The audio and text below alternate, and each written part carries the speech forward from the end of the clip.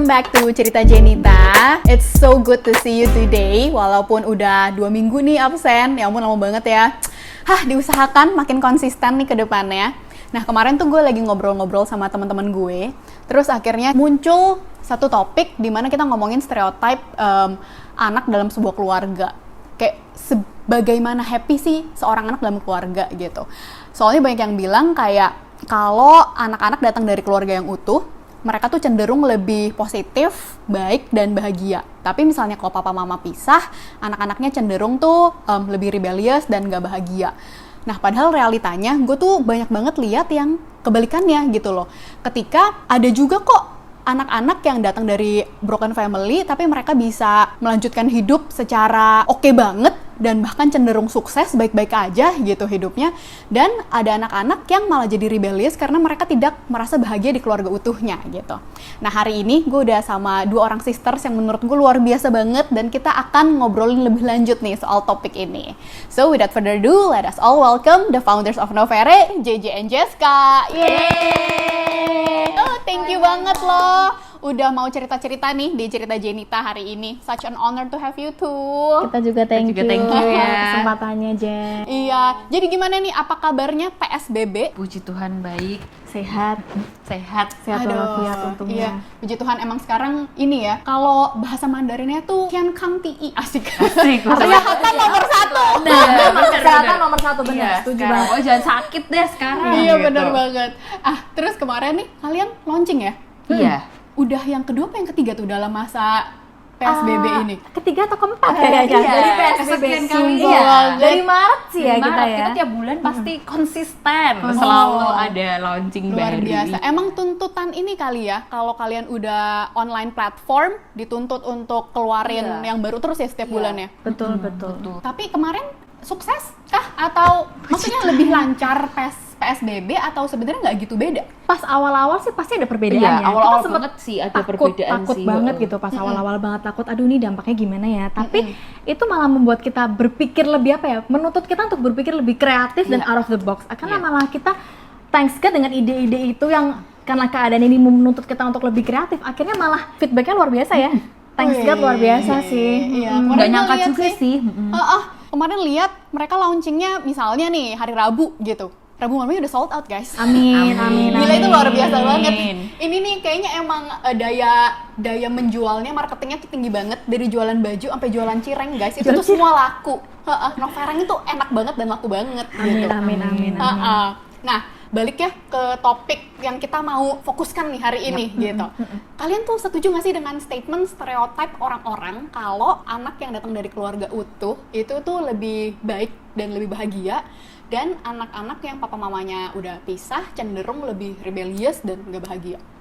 Kalau dari sisi aku sih, aku sangat gak setuju ya. Karena contohnya ya kita berdua sendiri ya. Maksudnya papi mami aku udah pisah, tapi kita oke-oke aja, fine. Maksudnya fine dalam artian bahagia dan merasa penuh gitu. Maksudnya utuh gitu. Wow. Kalian, gue bisa lihat sangatlah positif, sangatlah kayaknya wah utuh, penuh dengan kebahagiaan gitu ya.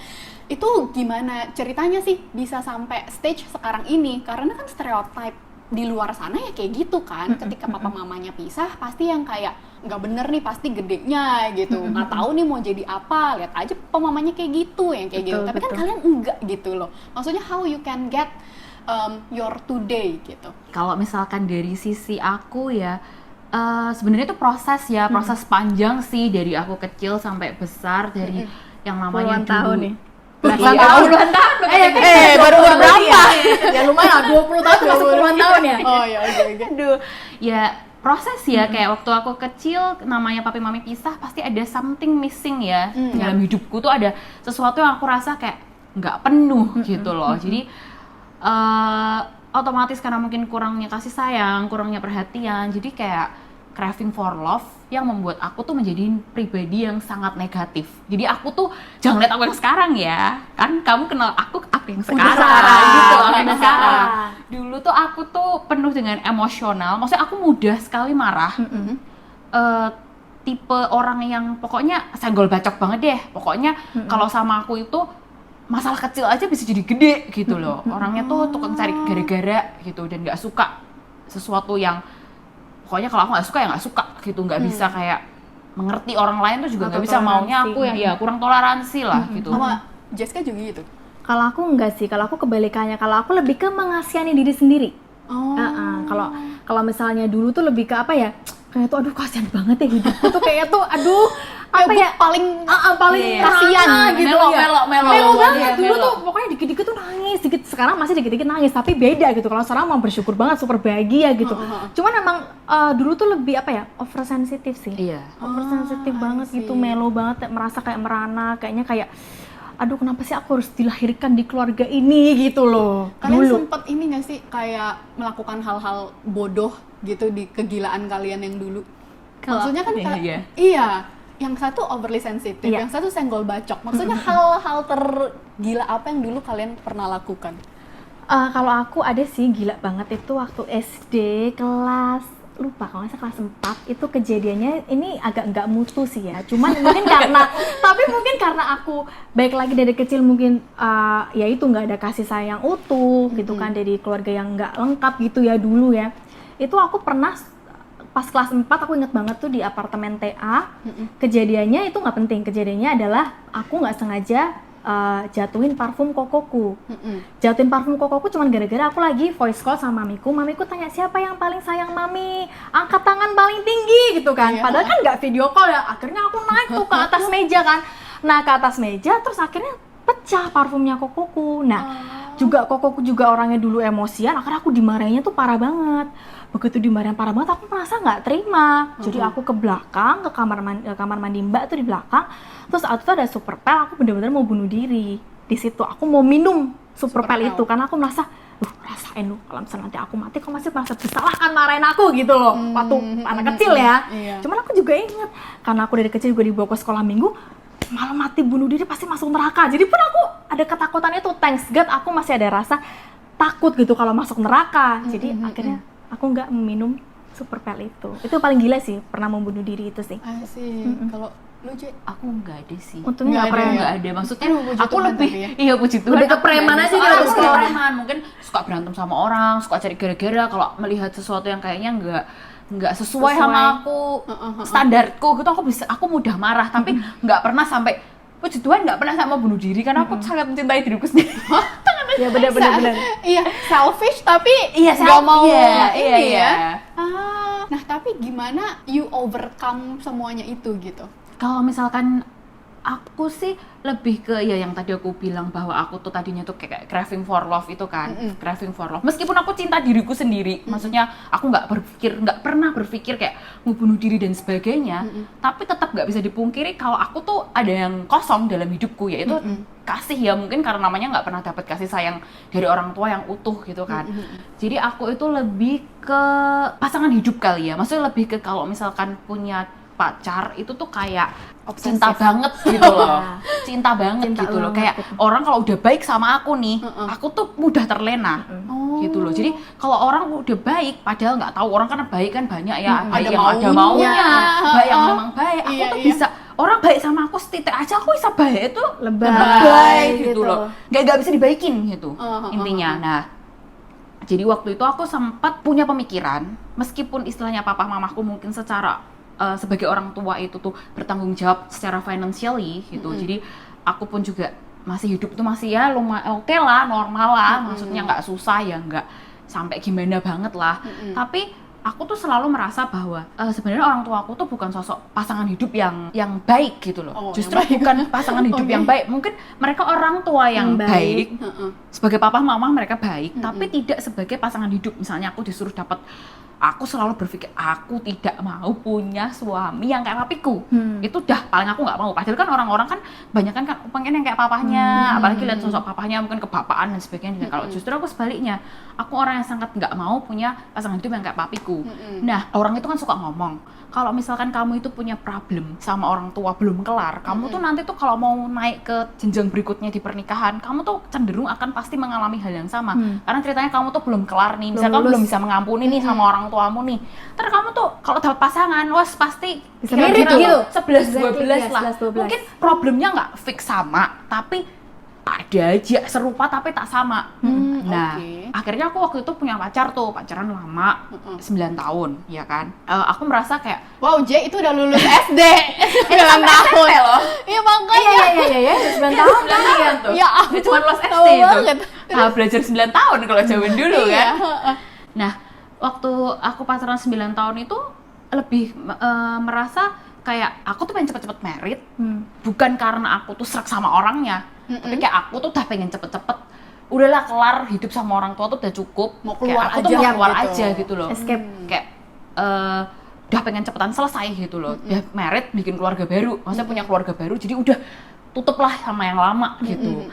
Tapi ternyata memang bener yang tadi aku bilang itu, bahwa biasanya kalau belum kelar itu pasti nanti Kebawa. ada aja yang aneh-aneh. Ternyata nggak 100% sama, tapi ya kira-kira serupa tapi tak sama. Bahwa ternyata cowok yang kepacaran 9 tahun itu nggak jauh beda ternyata sama papiku gitu loh. Istilahnya nggak sampai percis sih, cuman ya kira-kira ya sosok cowok yang tidak aku harapkan untuk menjadi pasangan hidup.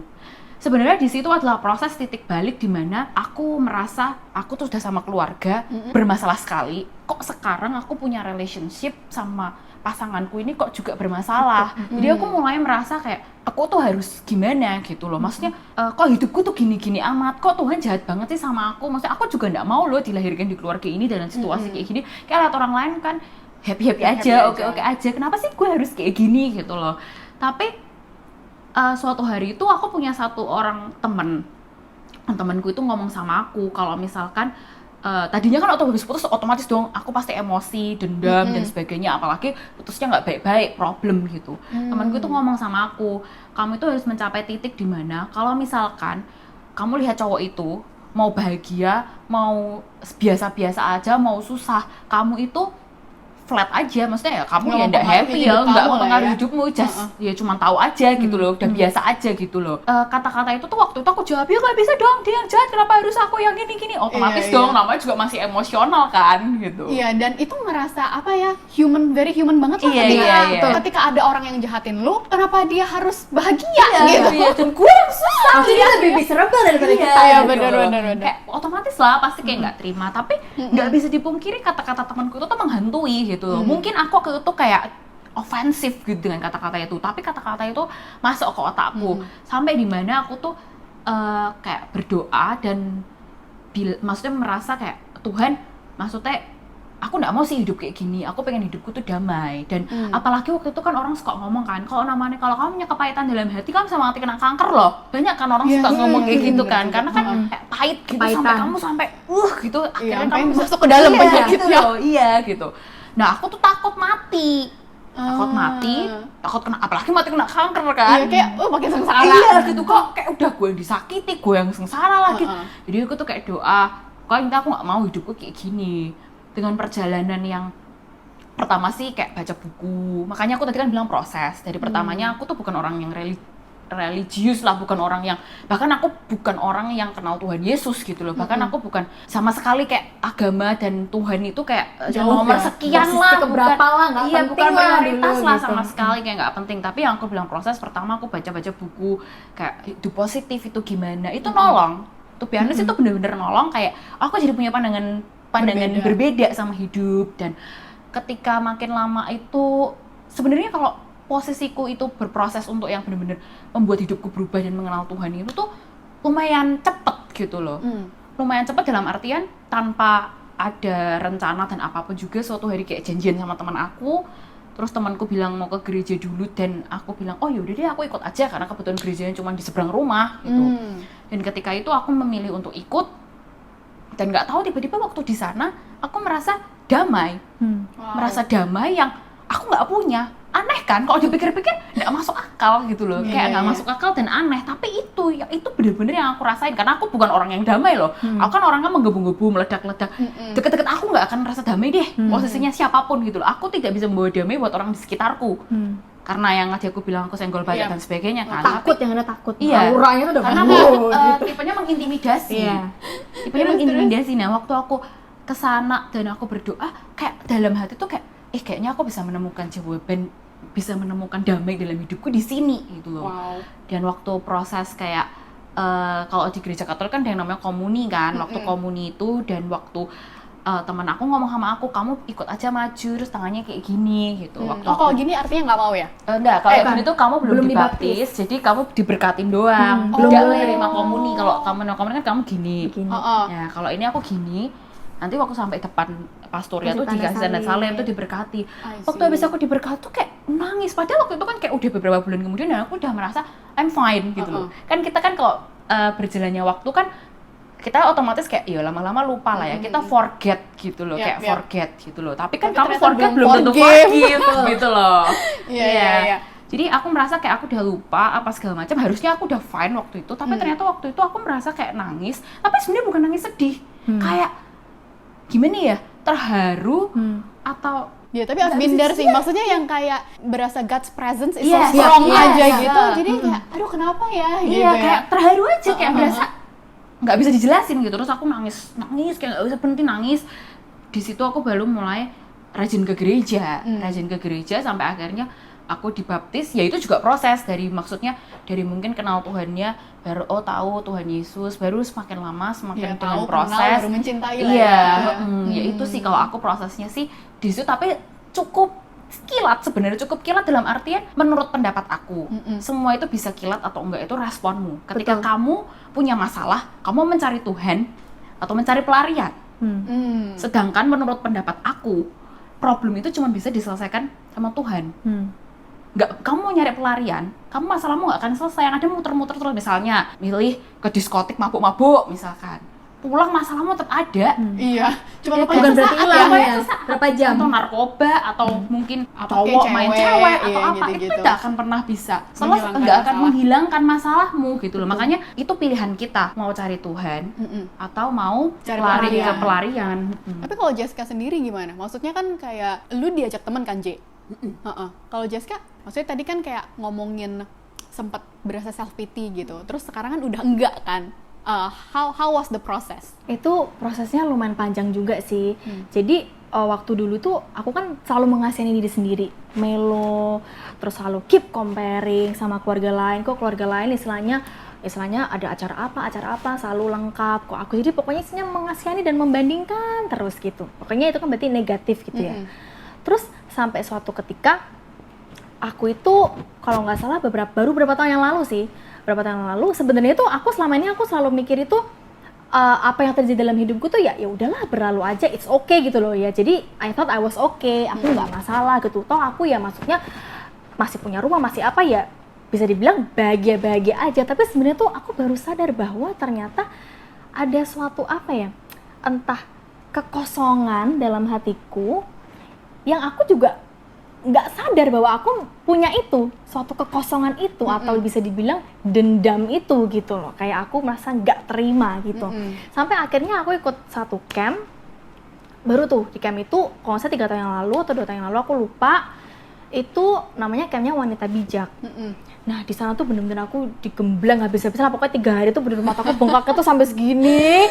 Itu bener-bener yang, ya ampun, waktu aku hari pertama tuh aku baru sadar bahwa ternyata tuh aku mengalami kepahitan dalam hatiku gitu. Aku mengalami kepahitan karena menyalahkan orang tuaku itu. Nah sampai waktu itu ada salah satu pembicara itu lagi ngomong tentang dendam. Nah terus dia bilang gini, kalau kita menyimpan dendam itu sama seperti kita menyimpan sampah dalam hati kita. Kalau diri kita sendiri nggak decide untuk buang dendam itu atau membuang sampah itu, ya segala lalat-lalat itu akan datang. Kalau sampah kan otomatis kan pasti banyak lalat yang datang kan. Segala lalat itu adalah segala negativity. Wow. Pasti negativity itu akan datang dan hinggap ke kita karena ada sampah dalam hati kita gitu. Karena good attracts good, bad attracts bad ya. Betul. Jadi kalau kita nyimpen sampah terus otomatis ya negatif-negatif itu gimana caranya aku berpikir positif kalau aku aja masih menyimpan sampah itu. Wow. Sampai dari sana aku baru terbuka pikiranku bahwa aku tuh harus menyimpan segala sampah alias dendam, self-pityness itu dari dalam hatiku sehingga lalat-lalat itu nggak bakal hampirin aku lagi. Dan misalkan lalat nggak sengaja lewat, udah nggak mau karena aku udah nggak ada sampah itu. Iya, karena udah dibuang. Betul, karena aku sudah membuang sampah itu. Dan itu harus dari diri kita sendiri itu mau untuk membuang sampah itu. Dan dari sana aku juga belajar bahwa kan aku kan lebih kan menyalahkan orang tuaku, kenapa kok bercerai dan lain sebagainya. Tapi di sana aku baru tahu bahwa kenapa sih kok orang tuaku bisa bercerai, kenapa kok orang tuaku tidak bisa memberikan kasih kepada aku. Ternyata aku baru sadar bahwa kenapa orang tuaku bisa seperti itu, karena mereka juga tidak mendapatkan kasih dari orang tua mereka juga. Balik seperti yang tadi JJ bilang gitu, itu kayak seperti lingkaran setan gitu. Nggak habis-habis. Iya, karena aku tahu masa kecil papiku yang sungguh luar biasa gitu. Dari kecil tuh perjuangan dia hidup sendiri dari kelas 4 SD gitu loh. Dari kelas 4 SD hidupnya susah, udah ditinggal maminya, udah nggak diurusin gitu. Pokoknya kehidupan papiku tuh gila banget ya, tidur di jalanan lah gitu loh, yang parah banget gitu loh. Tapi dia pernah cerita tuh sempet tidur di bawah peti mati ya, salah ya? Iya. Kok bisa? Iya, gara-garanya pokoknya nggak ada tempat tinggal sampai dia kan tidur di kayak di rumah rumah duka gitu loh. Oh ya, di bawah rumah duka gitu. Pokoknya kalau lihat perjalanan papiku tuh benar-benar kita nggak ada apa-apanya sih kalau nggak ada dibandingin dia apa-apanya gitu. Makanya kayak aku merasa ya ampun, kok aku malah menyalahkan orang tuaku itu malah lebih parah lagi loh. Dia tidak mendapatkan kasih dari orang tua itu. Kalau orang tidak mempunyai kasih, otomatis dia tidak bisa memberikan kasih itu. Makanya waktu papiku mungkin tidak mendapatkan kasih dari orang tua dia, ya mungkin dia tidak bisa memberikan kasih kepada mamiku. Gitu loh. Begitu juga sebaliknya, otomatis karena mereka tidak mempunyai kasih tuh, mereka pun tidak bisa memberikan kasih yang utuh kepada kita anak-anaknya. Makanya akhirnya mungkin rumah tangga mereka itu gagal. Nah dari situ aku belajar bahwa semua itu harus stop di aku. Aku nggak mau nanti anak-anakku, keturunanku mengalami lingkaran setan itu lagi, cycle yang sama lagi. Nah itu break the cycle ya. Iya, dan itu harus dari siapa? Dari kita, dan dengan apa? Dengan bantuan dari Tuhan. Itu nomor satu yang benar-benar bisa membuat aku untuk memiliki hati yang baru. Aku minta sama Tuhan, kasih aku hati yang baru. Karena jujur untuk mengampuni itu susah banget kan. Berarti kan aku harus mengampuni orang tuaku dan mengampuni diriku sendiri gitu loh.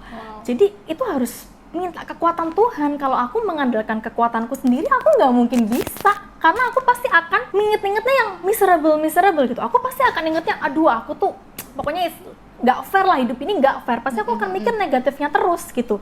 Tapi dengan aku berdoa minta kekuatan sama Tuhan, itu yang bener-bener bikin aku terus keep moving on terus gitu loh. Sampai di tahap yang aku bisa berpikir positif, dan malah aku sering ngomong gitu sama dia, ya ampun Cik, kita bersyukur banget ya. Walaupun mungkin orang menilai kita kayaknya wah kadang-kadang kan orang mikir kasihan ya keluarganya berhukum. Malah jujur ya, kita bersyukur banget malah kadang-kadang kita dapat kesempatan untuk merasakan pengalaman hidup yang seperti ini gitu loh. Maksudnya justru pengalaman hidup yang seperti inilah mendewasakan kita. Betul. Makanya mungkin pemikiran kita bisa kayak lebih ahead of others. Iya gitu loh. Jadi kayak ngerti, oh kenapa sih misalkan nih teman curhat tentang temennya, temen kok begini, kita langsung kayak bisa tahu temanmu kayak gitu tuh pasti ada backgroundnya. Jadi kita kayak nggak langsung si A begini, judge gitu loh. Tapi setiap orang itu pasti punya masa lalu yang membuat mereka tuh mungkin punya karakter-karakter yang nyebelin itu. Iya gitu loh. Itu nggak bisa memungkiri, pasti ada background di atasnya. Iya. Gitu. Nggak mungkin orang itu lahir tahu-tahu jebret gitu, jahat gitu, nyebelin. Iya, itu enggak sih. Mungkin Nah, gitu loh. itu Kan semua bayi pasti putih. Lahir putih, bersih gitu hatinya. Tapi hidup ini yang membuat dia kayak terasah instingnya lah ya, betul. Kayak harus ngapain karena pas experience-nya. Iya. Betul. So great banget nih denger hubungan kalian tuh dipulihkan sama Tuhan gitu, dari yang negatif langsung kayak di flip jadi positif gitu.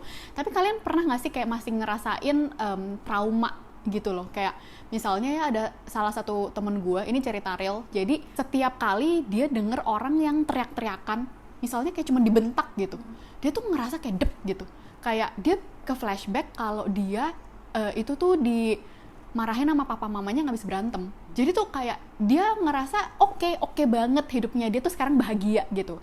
Tapi cuman ada trauma-trauma kecil yang kayaknya kok nggak bisa kayak berasa nggak bisa hilang gitu loh traumanya gitu. Di kalian ada nggak sih yang kayak gitu? Kalau aku sih enggak sih enggak ada trauma yang sampai gimana. Enggak punya kayak ingatan yang kayak misalkan apa gitu yang kayak temanmu gitu enggak sih. Maksudnya oke. Cuman kalau kayak aku yang tadi aku udah cerita, lebih takut kalau misalkan nanti misalkan punya pasangan gitu, married gitu, terus pernikahannya gagal kayak orang tuaku. Lebih ke hal-hal kayak gitu sih, bukan ke yang pas trauma. Iya. Bukannya malah jadi kayak jadi flashback atau apa gitu, enggak.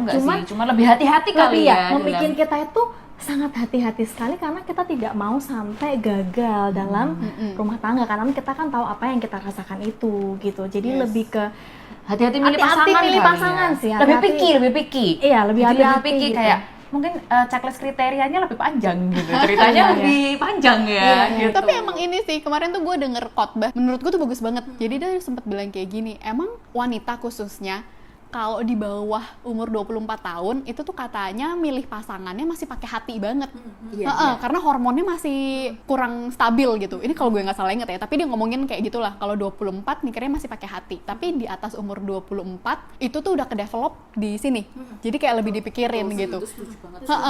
Jadi gue ngerasa itu tuh bukan masalah karena pas experience juga nggak sih? Emang cari pasangan tuh harus dipikirin, guys.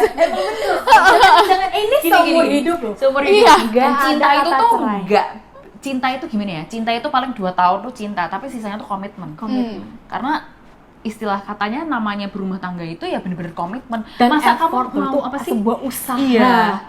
Itu enggak automatically itu kamu berhasil, itu butuh keringat, usaha, kesabaran, toleransi, semua itu tuh. Siap nggak? Gitu loh. Apalagi kalian saudaraan rame banget ya, maksudnya lu kan toleransi nggak cuma nama JJ atau nggak cuma nama JS, maksudnya harus toleransi ke member keluarga yang lain gitu kan. Nah tapi kalian sendiri tuh sampai sekarang masih suka dapat judgement dari orang nggak sih? Walaupun kalian tuh hidupnya papa mama oke sama kalian juga oke sama papa mama, tapi masih ada nggak sih judgement dari orang yang kayak jangan main deket-deket sama JJ Jeska ya, papa mamanya pisah, pasti jelek nih, membawa pengaruh baik sama kalian gitu. Kalau misalkan dulu waktu kecil, waktu remaja lah ya, waktu aku masih hidup di Semarang sih tepatnya, karena Semarang kota kecil, everyone know each other, itu lebih berat buat orang yang punya problem keluarga. Kayak punya skandal gitu ceritanya tuh lebih berat, karena semua orang tahu. Dulu tuh kecil aku sering banget tuh kayak jangan dong, jangan main sama, itu aku bener-bener ngalami loh apa yang kamu kasih contoh. Ada salah satu temanku ngomong jangan main sama JJ karena papi maminya cerai. Lah padahal kok dipikir-pikir Apa hubungannya? iya, apa sama aku gitu loh. Iya. Terus terutama kalau aku waktu remaja, waktu SMA gitu, setiap kali punya pacar tuh yang paling berasa. Setiap kali punya pacar, mamahnya bahkan belum ketemu aku, belum kenal sama aku. Cuman kan masih tanya dong papa mamanya siapa? Otomatis dong, itu kan kayak pertanyaan paling common kan. Itu udah langsung kayak enggak boleh papa mamanya cerai gitu. Kayak Stereotype lah iya, ya, kembali stereotype. lagi. Tanpa kamu kenal orangnya itu siapa, sifatnya apa, ketemu dulu kayak ngobrol kayak tanpa itu semua kamu langsung ngejudge. Betul. Langsung ngejudge, oh jangan karena papa mamanya cerai. Jadi ya apalagi hidup di kota kecil sih menurutku tuh berasa banget sih. Tapi sekarang udah oke, lebih better atau kayak ada selentingan masih ada muncul-muncul gitu? Kalau sekarang sih kayaknya udah enggak ya, apalagi mungkin karena aku hidup di Jakarta kali ya. Kan menurutku di Jakarta orangnya lebih liberal ya kayaknya. sih. Kayak ya itu biasa aja Biasa gitu. aja Kalau sih. aku sih merasa hidup di Jakarta oke banget sih. Maksudnya aku tuh biasa nggak pernah denger lagi orang ngomong, ya mungkin bisa aja ngomong di belakangku, tapi aku nggak tahu. Kita nggak tahu kalau ngomong di Iya, belakang di beda belakang cerita kita nggak ya. tahu. Tapi kalau sekarang sih aku udah nggak pernah mengalami itu. Itu bener-bener hal yang aku alami waktu aku masih remaja kali ya, dan waktu aku masih hidup di Semarang. Kan teman-teman pasti banyak yang ngalamin judgement kayak kalian nih yang belum dipulihkan gitu.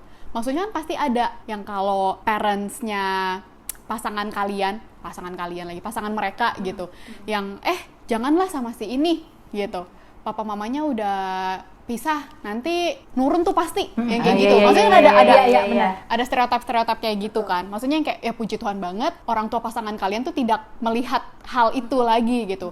Tapi gimana kalau masih ada yang ngerasain hal-hal seperti itu gitu? Kalian ada masukan nggak menguatkan mereka nih untuk teman-teman yang masih di-judge seperti itu gitu? Kalau aku sih, kalau dulu ya, aku sih lebih gini, menunjukkannya dulu tuh lebih dengan prestasi, gitu. Misalnya nih, wah itu mah ini pasti nggak benar apa segala macam, tapi aku malah menunjukkan bahwa walaupun istilahnya aku nggak diurusin, tapi aku bisa loh misalnya dapat beasiswa atau apa. Jadi kan kayak, oh walaupun kamu dari keluarga gembel, tapi kamu bisa loh achieve itu dari segi pendidikan misalnya. Terus yang kedua, kita pun juga harus berusaha. Udah tahu misalnya kita dicap sama orang, oh kamu dari keluarga broken home pasti nggak bener. Kita pun harus menunjukkan dan kita pun harus sayang sama diri kita nggak berperilaku yang jelek juga, dalam arti kita nggak narkoba contohnya gitu. Jadi kita pun harus mengusahakan itu juga, ya nggak sih? Itu soalnya bukan sesuatu yang otomatis ya. Seperti stereotip itu kan ngomong kalau anak yang dari keluarga broken home pasti tidak baik dan tidak bahagia. Betul. Itu kan kesannya seperti otomatis. Padahal tuh segala sesuatu kamu mau baik atau enggak, itu semua kembali dari diri sendiri Tangan loh. kita.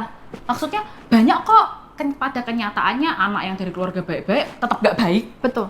Iya. Maksudnya tetap ada lah Iya. pasti. Itu menurutku tuh tidak bisa digeneralisasi karena background keluarga dan Betul. sebagainya.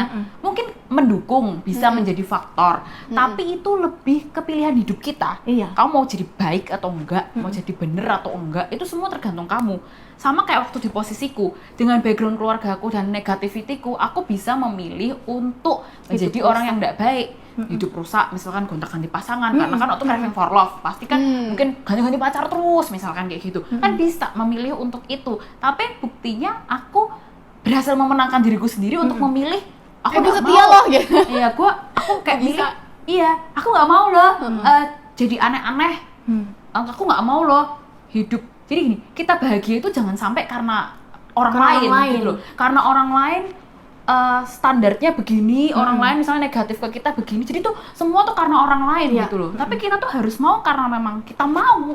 Dan ya iya benar, karena kebahagiaan kita tuh nggak bisa ditentukan dari orang lain. Kalau gitu kita gampang banget kecewa. Misal orang lain nanti ngomong apa, langsung orang lain misal Down. ngejudge apa, langsung down. Iya. Nanti bahagia lingkungannya bahagia itu misalnya punya satu rumah satu mobil. Iya. Padahal belum tentu Belum bahagia. tentu, benar, iya. benar, itu bahagia itu adalah pilihan kita gitu loh. Dan kita pun harus harus self love kali ya, mencintai diri kita juga gitu loh. Kalau kita mencintai diri kita juga pasti nggak mau, misalnya contohnya narkoba gitu. Narkoba kan berarti kan kita merusak nggak cuman secara jasmani gitu, tapi kan juga hubungan dengan orang yang kita cintai pun juga pasti akan berpengaruh gitu loh. Kalau misalnya kita sayang, kita pasti nggak mau merusak diri kita sendiri juga, dan juga hubungan kita dengan orang yang kita cintai gitu loh. Wow. Itu kan kayak so-called buat orang yang masih berasa dijudge dan mengalami hal itu kan. Tapi dari diri kalian sendiri ada nggak sih kayak pengen banget nih ngomong ke orang-orang yang dulu ngomongin kalian gitu? Ada nggak kayak pesan-pesan yang kalian mau sampaikan? Soalnya itu tuh nggak bisa dikontrol loh. Terutama kebanyakan tuh orang tua ya. Orang tua Iya, tuh banyak banget yang orang tua. Ya aduh, mudah-mudahan orang tua menonton Modernnya konten orang ini. apa ya? Mungkin yang masih muda boleh mami papinya atau omnya tuh pas dia Gini loh, kadang tuh kan banyak ya orang tua tuh, janganlah kamu nikah sama tuh orang tuanya nggak bener. Ini mau nikah sama orang tuanya, mau nikah sama anaknya gitu loh. Kan kamu nggak mau nikah sama orang tuanya kan? Orang tuanya boleh negatif, boleh rusak, belum berarti pribadi anaknya tuh rusak. Boleh kita dari broken home, broken family, tapi kita bukan pribadi yang broken loh. Wah, ya, Iya bener dong, banget. ya kan? Dan kamu tuh nanti akan nikah dengan anaknya itu, pribadi dia, bukan pribadi orang tuanya gitu loh. Jadi tolong mungkin harus belajar mengenali secara pribadi. Betul. Jangan belum ketemu, belum lihat itu tuh langsung Ngejudge. ngejudge gitu loh. Dan kadang itu ada perbedaan tipis antara kepo dan peduli. betul. Ya, itu nggak bisa dipungkiri tuh. Iya, iya. Kepo atau peduli. Kalau kita merasa seseorang itu sepertinya butuh masukan atau apa, kalau kita memang tidak terlalu dekat dengan orang Betul. tersebut, simple things, doain aja. Iya, benar. Tuhan itu bisa bekerja untuk setiap orang itu tuh dengan caranya sendiri. Kita mungkin sometimes merasa kayak doa tanpa usaha tuh kayak nggak guna gitu loh. Lu cuma doa doang. Tapi jangan salah, doamu itu tuh mungkin bekerja loh.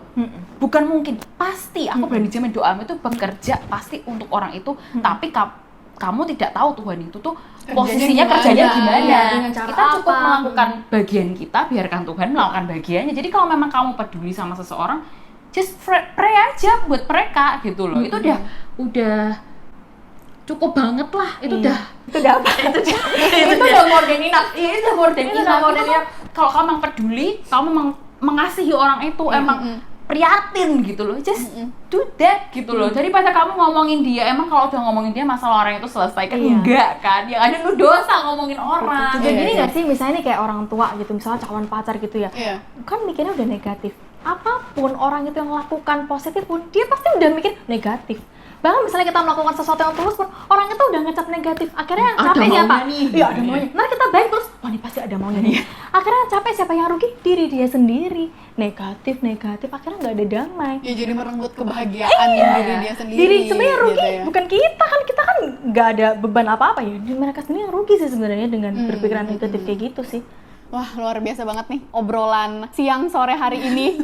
Iya, kalau stereotip itu tuh harus dipatahkan ya sebenarnya ya. Stereotip harus dipatahkan, kebahagiaan itu ada di tangan kita. Dan buat teman-teman yang masih go through judgment-nya, prove yourself that you are not that kind of person gitu. Dan gue suka banget perkataan dari Jessica, broken home is not broken life gitu loh. Betul. Jadi usahakan kebahagiaan lo sendiri. Don't play victim kali ya. Iya, mungkin itu di tuh sini. penting banget sih.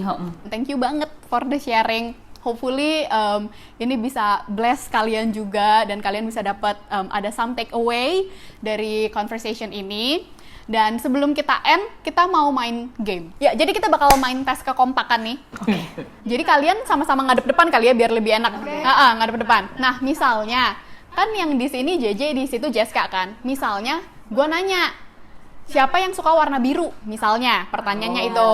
Kalau jawabannya JJ, nengok ke JJ, terus JJ nengok ke diri sendiri. Oke, gini. Iya benar-benar. Oh, gini. Oke. Jadi dua-duanya satu side. Misalnya kalau jawabannya JJ, Oh, iya, berarti gini. JJ nengok ke sana, Dia Jessica nengok ke Jadi JJ. kalau Jessica berarti gini gitu Iya ya. benar-benar. Berarti kalau kalian hadap-hadapan, itu jawabannya salah. Oke. Kalau apa? Kalau kalian hadap-hadapan, berarti jawabannya salah. Jadi nggak dong. kompak toh. Jadi nggak kompak. Oke. Jangan terlalu deket banget ya. Oke, Lucu deh mereka. Oke, tes kekompakan. mana Sony? Kita Lempot dulu nih. Oke. Perlu gini dulu. Oke, yang pertama adalah siapa yang lebih disiplin? Oh, JJ. Oke. Yang kedua, siapa yang lebih boros? JJ juga. Siapa yang lebih eksploratif dalam fashion? Gue pikir Jessica. JJ. Oke. Siapa yang lebih cuek? Jess, kok jawabannya nggak ada lu sih? Oke. Siapa yang lebih berani dalam mengambil keputusan? Siapa yang makannya lebih banyak? Oh, beda.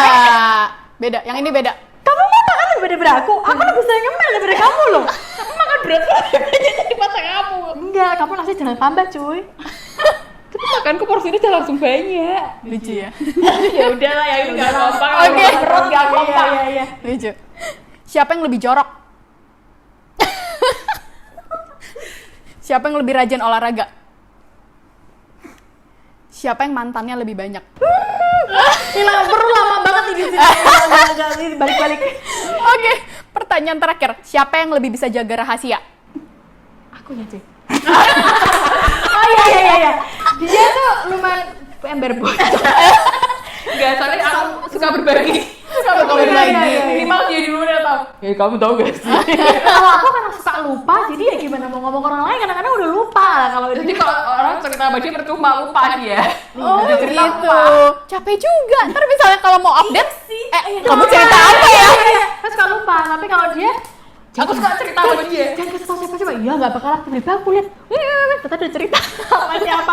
Kan dia aku udah cerita, tapi dia nggak sadar. Gitu. Bukan sengaja ya, karena nggak sadar. Tapi enggak loh, sekarang enggak loh. Itu Dulu. Cuman aku suka berbagi sama dia. Sebelum mengenal Tuhan ya. Sebelum mengenal Tuhan. Iya.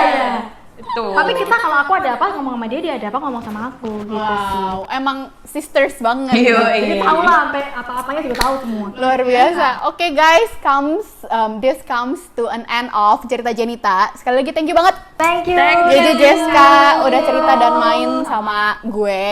Mudah-mudahan cerita JJ dan Jessica kali ini bring positive impacts to kalian. Ada message to bring home juga. Dan jangan lupa kebahagiaan itu ada di tangan kita, saudara-saudara. Dan bersama Tuhan, Yap, harus. kita pasti bisa mendapatkan kebahagiaan yang kita cari.